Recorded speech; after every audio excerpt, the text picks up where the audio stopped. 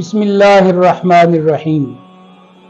سامعین و ناظرین، یہ ذوالحج کا مہینہ ہے اور مسلمان حج کے لیے عازم سفر ہو رہے ہیں۔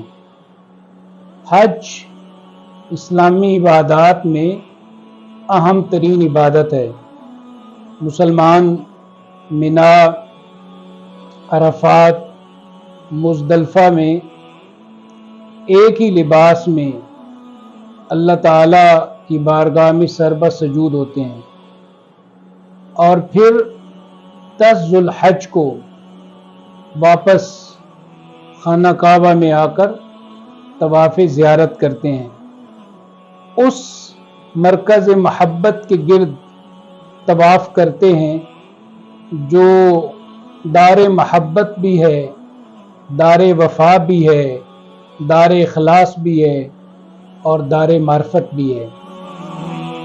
اور خانہ کعبہ جو ہے وہ دنیا میں عرش الہی کا سایہ اور اللہ تعالی کی رحمتوں اور برکتوں کا مرکزی نقطہ ہے۔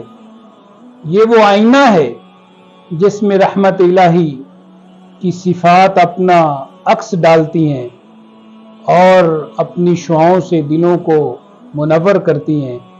یہ وہ منبع ہے جہاں سے حق پرستی کا چشمہ روشن ہوا، اور یہ وہ روشنی ہے جس نے ذرے ذرے کو جگمگا دیا۔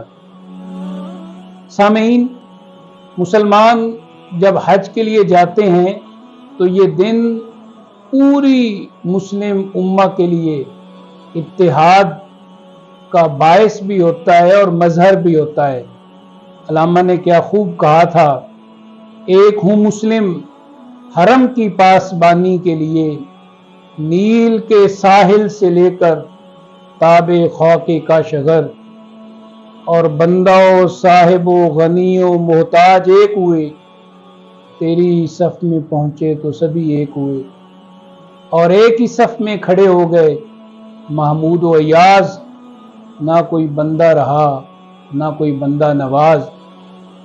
حج کا پیغام یہ ہے کہ مسلمان جو وہاں پر ہیں حج کر رہے ہیں، اور وہ مسلمان جو باقی پوری دنیا میں ہیں وہ اتحاد اور اتفاق کے ساتھ اس طرح رہیں کہ وہ باقی اقوام کا مقابلہ کر سکیں، اور جو غیر مسلم اقوام ہیں جو مسلمانوں پر ٹوٹ پڑی ہیں ان کا مل کر مقابلہ کر سکیں، اور قرآن مجید کی اس آیت کا مصداق بن جائیں، وَاعْتَصِمُوا بِحَبْلِ اللَّهِ جَمِيعًا وَلَا تَفَرَّقُوا، اللہ کی رسی کو مضبوطی کے ساتھ تھام لو اور آپس میں تفرقوں میں نہ بٹ جاؤ۔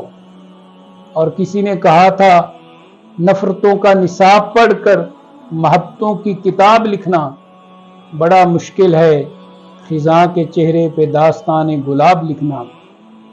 تو جس طرح مسلمان خانہ کعبہ میں ننگے سر ایک لباس میں طواف کرتے ہیں، اور منا میں وہ ایک لباس میں ہوتے ہیں، اور پھر جمرات میں کنکریاں مارتے ہیں شیطانوں کو، کاش ہم اسی طرح اکٹھے بھی ہوں اور جو ہمارے خارج میں قوتیں ہیں ان کا بھی مقابلہ کر سکیں، اور جو باطنی شیاطین ہیں ان کا بھی مقابلہ کر سکیں۔ اللہ تعالیٰ اس حج کے اہم پیغام کو حرز جاں بنانے کی توفیق عطا فرمائے۔ وآخر دعوانا ان الحمد للہ رب العالمین۔